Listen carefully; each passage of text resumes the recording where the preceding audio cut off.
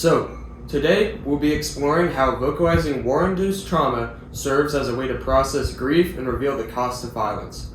Our guiding question is, does spreading information about war trauma help individuals process grief, or does it only bring back tragic memories? In order to explore this topic, we will be using Tim O'Brien's The Things They Carried, and we also incorporate two outside sources to see how these ideas connect to trauma, memory, and truth in the digital age. Who wants to begin? To start off, I believe that given O'Brien's traumatic experiences at war, he was able to use writing in order to accept the emotional pain hidden within his own memories. For example, O'Brien describes a dead soldier in the text with one eye shut, the other a star-shaped hole, on page 124. This allows us to understand that O'Brien's inner turmoil didn't fade even after years of traumatic experience.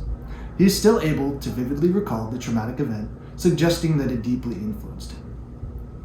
And because he was so strongly affected by his grief, writing acted as a way for him to turn his overwhelming grief into something that he could personally confront. Instead of allowing himself to bottle up his feelings, he chooses to allow his own turmoil to be examined in writing as a form of healing. And this stays consistent even in today's world, where people see their own memories as emotionally challenging even when the situation occurred some time ago. So, while I understand that writing about war may bring back memories that the individual may rather push away, it's clear that if O'Brien had ignored the emotional consequences of war, he wouldn't have truly been able to separate his turmoil from the Vietnam War itself. Also, when O'Brien provides a vivid description of the soldier's star-shaped eye, he does so in a way that acknowledges his own painful experience and contributes to a narrative where O'Brien is actively trying to share his personal story as a way to create empathy of his own experiences, as well as reveal how violence can extend beyond the situation itself. In other words, O'Brien is writing to act as his own critic, where he can personally reveal his own intense memories, and also view the Vietnam War with a more outside perspective that doesn't ignore his trauma to begin with. So overall, writing for O'Brien became a way for him to process what he had went through, while also portraying the overall lasting impact that the war had on him and his fellow soldiers.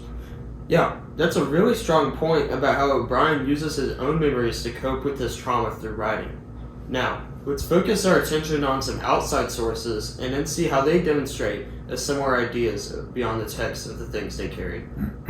Yeah, so just to start off with, Hunter, I like what you had to say about O'Brien using his storytelling as a way for him to vocalize his own trauma rather than keeping it internally hidden. Just to expand this further, we also see how veterans can deal with their war trauma through the Wounded Warrior Project. Through one of their programs, Project Odyssey, the Wounded Warrior Project provides veterans with mental health activities and physical activities that help them cope with their PTSD and other trauma that can't be seen.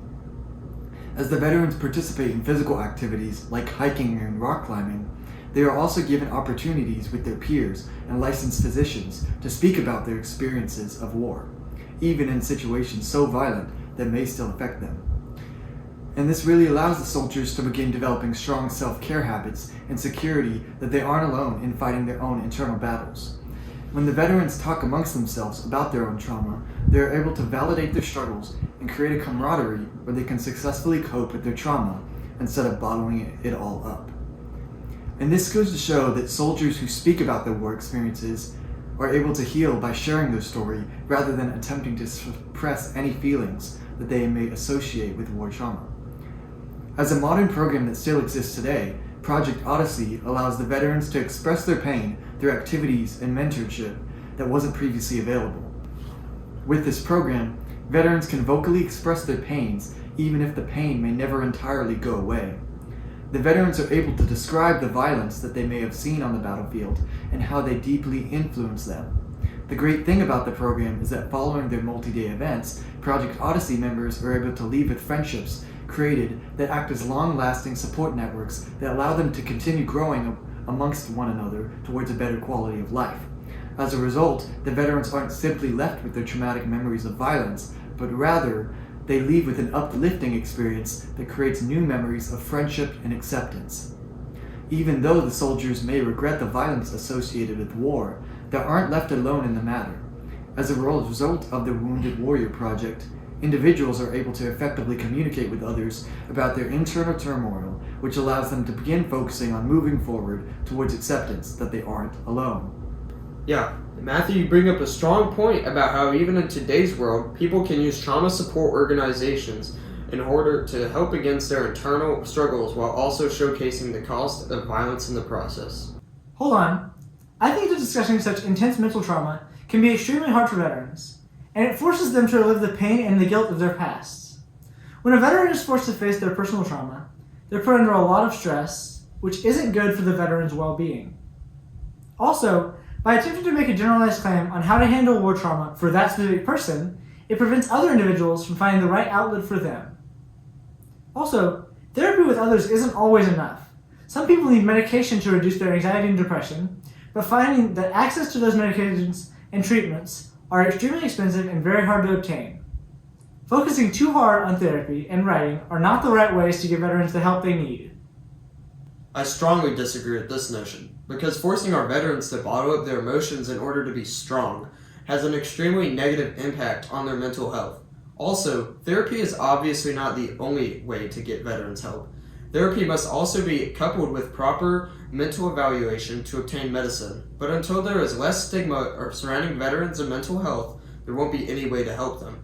This kind of societal stigma is perfectly depicted in the lyrics of Texas singer Slade Cleave's 2013 song, Still Fighting the War. The song acts as a call for help to the nation's veterans, many of which never received the proper mental support needed to vocalize the trauma they suffered while fighting for their country in the service. Cleave's call to action on veterans' mental health is perfectly demonstrated through the lines, "Men go off to war for 100 reasons, but they all come home with the same demons. Some you can keep at bay for a while, and some will pin you to the floor. You've been home for a couple years now, buddy, but you're still fighting the war." These lyrics tell the story of a generation of soldiers, undeserved and ignored by their government, riddled with trauma from the atrocities of war, but left without a place to share their stories. His lyrics are inspired by a collection of his conversations with former soldiers throughout his travels through the U.S. The call to action of our veterans' mental health is especially important in the modern age, where our nation's veterans between the age of 18 to 34 face a suicide rate at least double the national average. These veterans end up in poverty, usually from self-medication with drugs and alcohol to fight off their mental trauma. Mental health is a topic of great social stigma in the veteran community, and veterans face heavy criticism for not falling into the socially acceptable model of bravery and fearlessness. If our veterans had broader access to medication and counseling, they could deal with their traumas in a healthy way, one that doesn't demonize them for being weak and vulnerable. Broader access to therapy would also destigmatize getting help, which would bring up more people to therapy in a time of vast mental struggles. In conclusion, we have learned how the usage of writing, veteran organizations, and music can help veterans recover from their war traumas. By vocalizing their trauma, the soldiers are able to cope with war much better. While their memories may never fully separate from the violence that occurs on the battlefield, their attempts at sharing their true war stories effectively bring them towards a better quality of life. Thank you.